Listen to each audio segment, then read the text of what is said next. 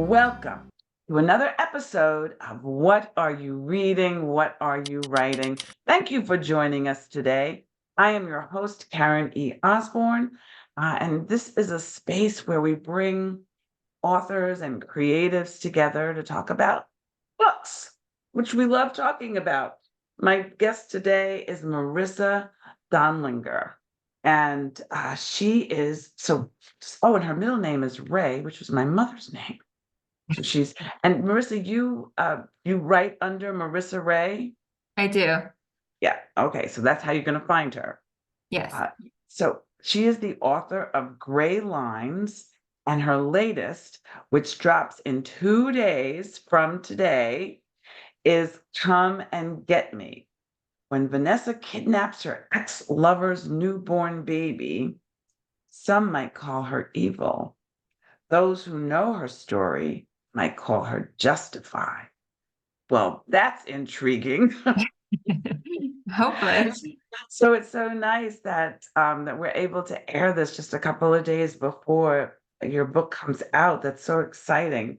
Um, you tackle some tough issues, right? Yes, Because yes, because your gray lines was kind of he said, she said, and people could find truth on both sides of the story as they're reading it.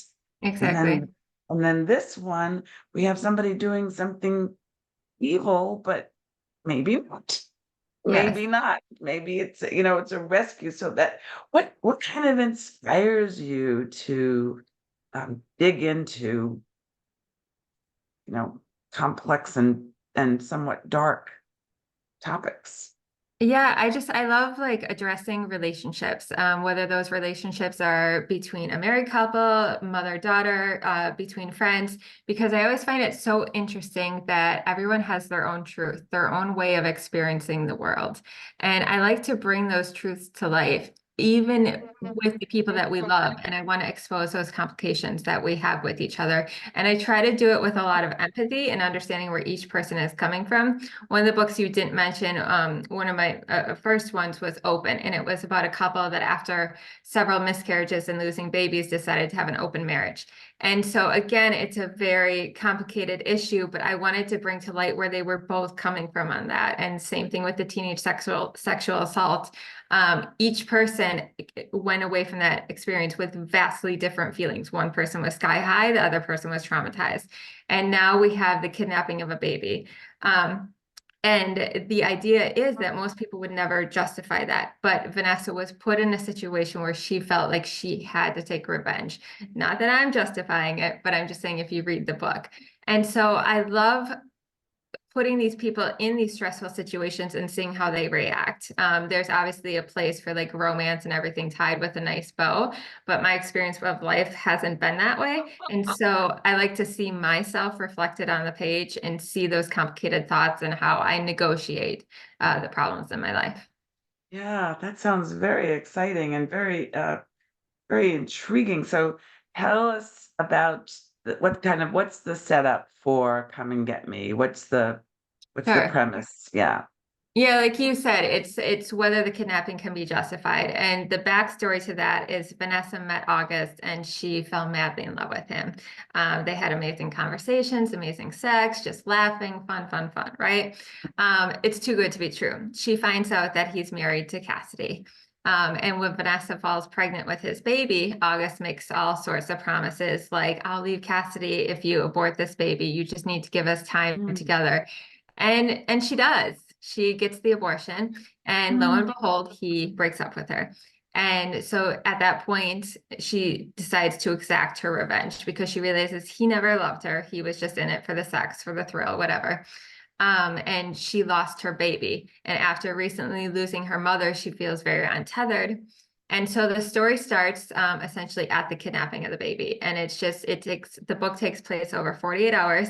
And it's this haunting love triangle because you see August's point of view, where he's having to guard all these secrets from the police in this investigation. And it's just getting more and more stressful. Plus, he's obviously terrified for his child because he doesn't know that Vanessa took the baby. And then there's Cassie, who's slowly unraveling these secrets and finding out that her marriage was not what she believed it was. And then there's Vanessa, who at 22 has never taken care of a child and is struggling to keep this baby alive. And so Wow. we have 48 hours, and we're trying to figure out how to get this baby home. And it's really, again, a story about truth and just how, like, sometimes one little decision we make can have this like huge impact on numerous lives. August never thought having an affair would lead to his newborn baby getting kidnapped, but here we are, and it spirals. Yeah.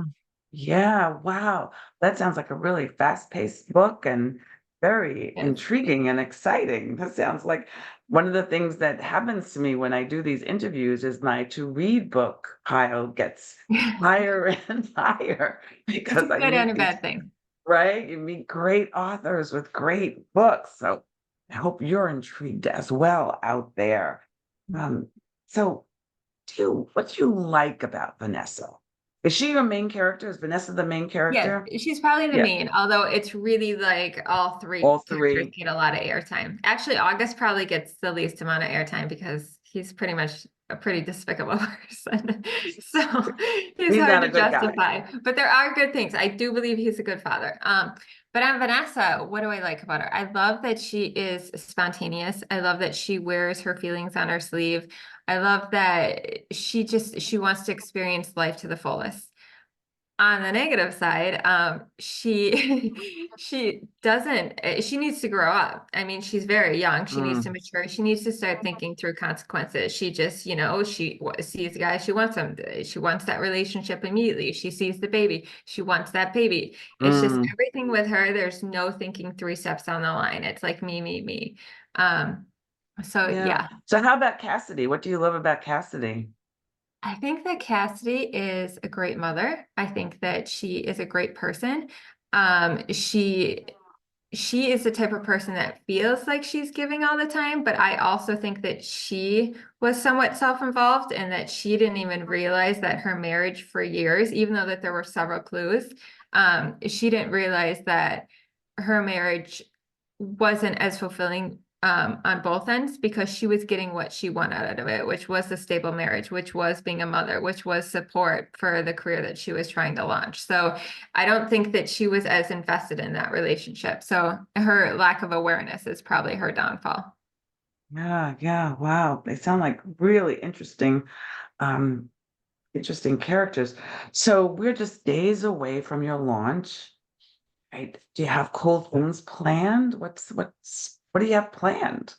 I mean, a few things are in the works right now. I have some library visits coming up, and I believe I'm going to be appearing at a bookstore. So, but follow my social media as for the exact details on those, but those should be coming up in the next month or so. Cool. Does this one feel different from the previous books? Or Well, and in what ways? Open came out in a pandemic, which was released Mm, like no other because it was uh when almost everything was kind of like shut down.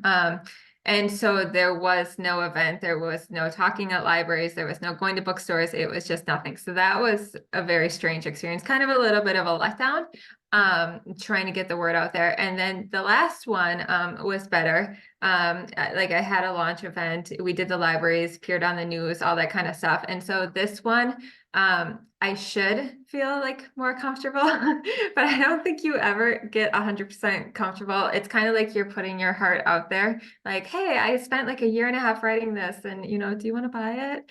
So it feels feels weird. like it. Yes, exactly. It's always going to be a strange experience because I think writers are naturally very introverted, and I'm happiest when I'm writing in my office.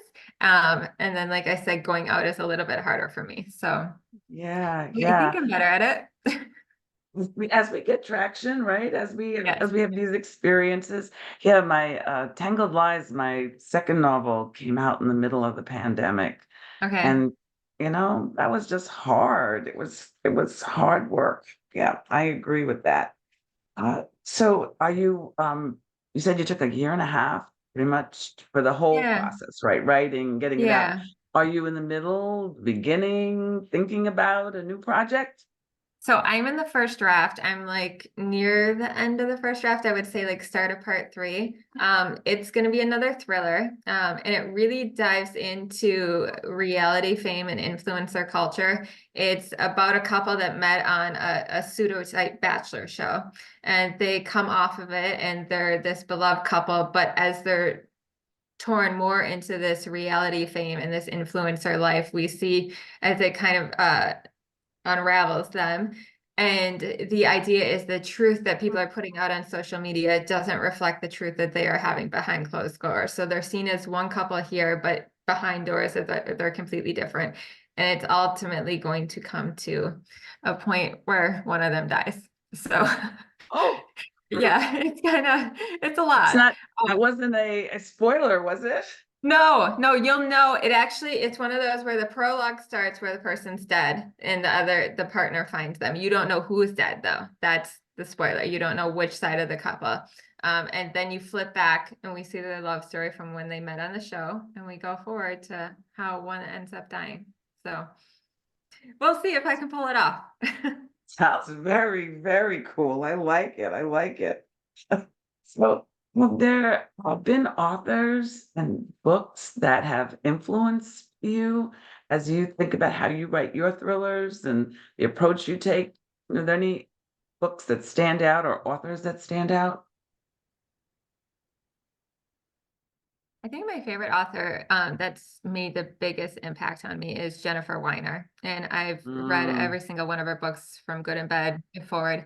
And what she did for me is, I mean, I grew up reading Stephen King and all those type of authors, but she made it possible to write about relationships and not do it in a per se fluffy way where, like I said, everything is tied with a bow. She was always tackling really serious issues and made her characters so complex and three-dimensional that it just inspired me to put these ideas that I had on paper. And I still enjoy every single book she writes. yeah, she's one of my favorites too. And is there something you've read recently that you can recommend to our audience from any author? Another one of my favorite authors. It is Romantic Comedy by Curtis Sindingfield, and it came out probably like a year or so ago. First of all of her books are amazing. From prep on, huge fan of hers. And when she redid Pride and Prejudice at one point, and it blew my mind.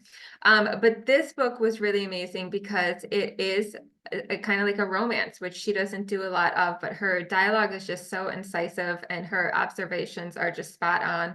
And it's just about this female comedy writer who ended up meeting a music star, and they kind of click, but not really. And then over the pandemic, they start engaging in emails and start up a relationship. But it feels like true to life as to how people interact with each other and how some romances start. Like it's not always just like meet cute that's perfect and everyone's like, oh my God, I love you a day later. This was really drawn out, but in a really beautiful and realistic way. So I'd say Mm, check that out.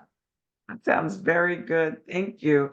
So now everyone wants to read all of your books and they want, and they're excited about the work that's going to come out, the work in progress that's going to come out. So how can they be in touch with you? How can they find you on social media? Tell us how we can find you. Well, I have a website that you can go to that's marisaraydonlinger.com. So that's the best way to do it. But you can also Facebook Marisa Ray Dondlinger. For Instagram, it's author Marisa Ray Dondlinger.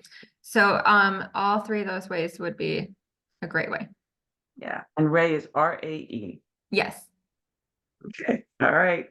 So she's told you just how to find her. I hope that you will do it. I hope that you will follow her, buy her books, let her know that you met her on What Are You Reading? What Are You Writing? Until next week, take care, everybody. I hope you have a great, great week. Bye.